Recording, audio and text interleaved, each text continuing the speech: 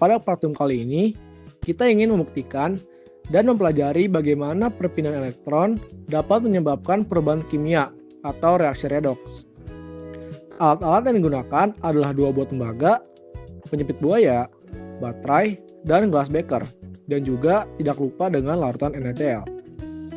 Pertama-tama, kita harus menyambungkan penyempit buaya di kedua pangkal baterai, yaitu di kutub positif dan negatif.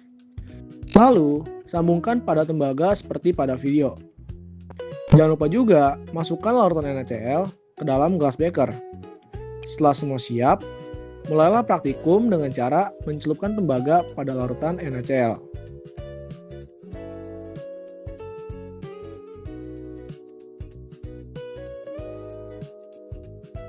Bisa kita lihat bahwa setelah beberapa menit, tembaga mulai berubah warna akibat dari korosi. Hal ini bisa terjadi karena baterai secara paksa mengambil elektron dari logam tembaga, menyebabkannya larut menjadi ion tembaga, yaitu CO2+ di dalam larutan. Lalu, baterai juga berfungsi sebagai pompa untuk mempercepat proses alami korosi atau oksidasi, berkali-kali lipat lebih cepat daripada jika tembaga hanya dibiarkan terendam dalam air.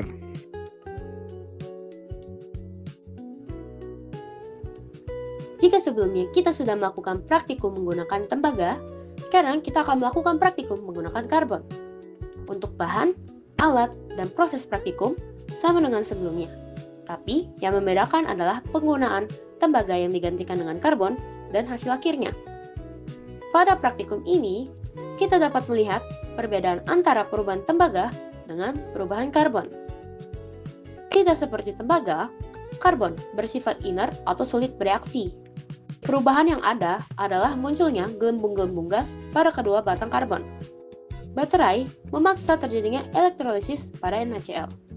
Baterai menyediakan energi untuk memecah molekul NaCl menjadi komponen-komponennya. Intinya, perubahan pada karbon tidak sama dengan korosi pada tembaga, karena perubahan yang terjadi pada karbon adalah gelembung gas atau hidrogen dan klorin yang menempel di permukaan karbon, dan karbon itu sendiri tidak bereaksi.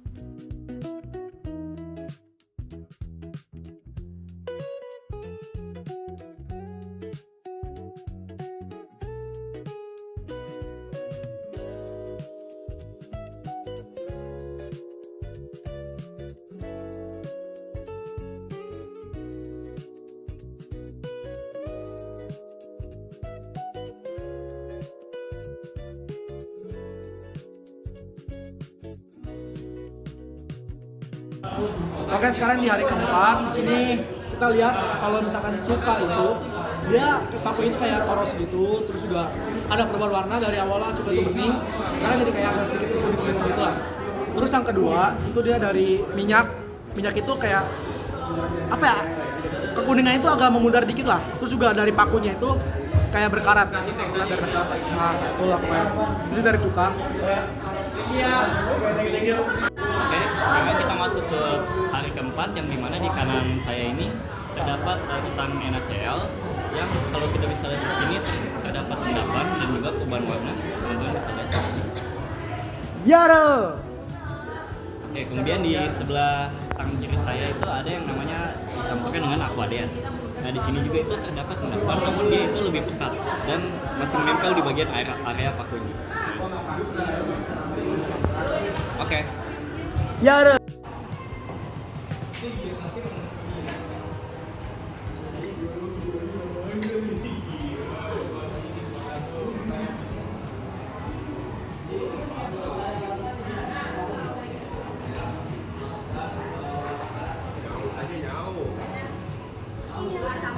Itu minyaknya di atas. Apanya udah ada?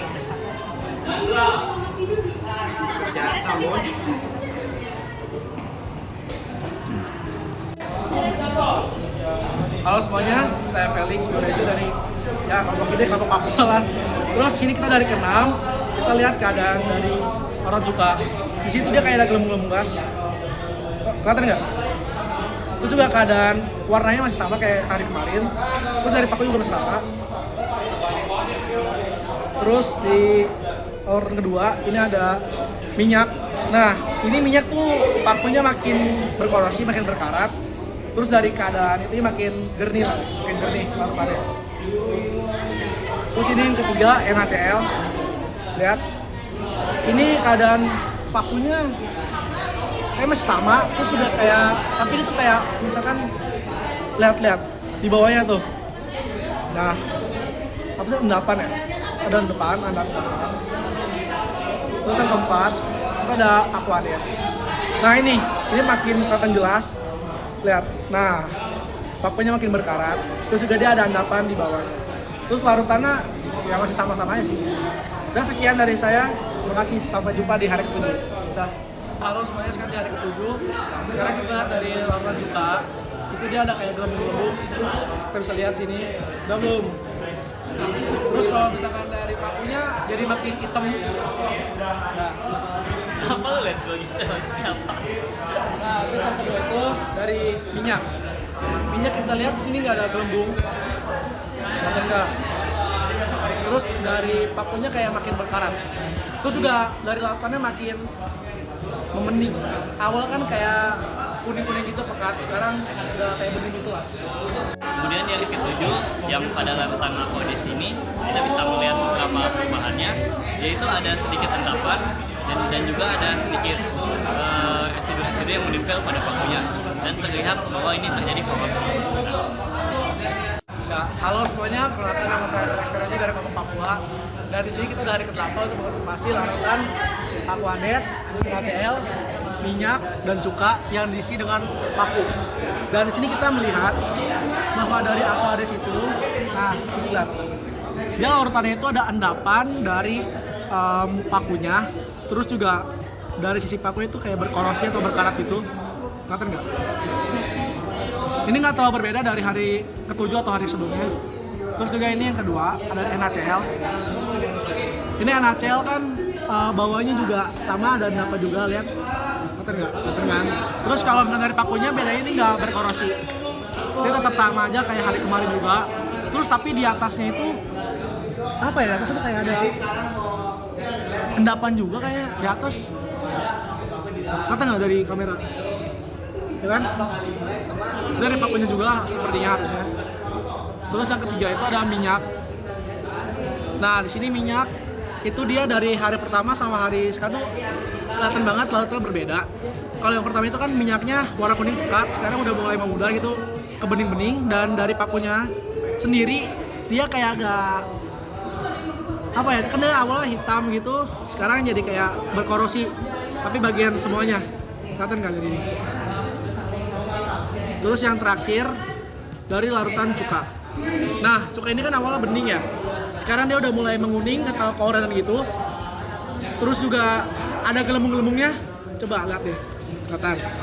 Nah, dia tuh ada apa ya? Endapannya tuh kayak dia apa sih namanya ini, mengambang gitu ya. Mengambang. Terus dari pakunya sendiri nggak terlalu berbeda dari sebelumnya juga.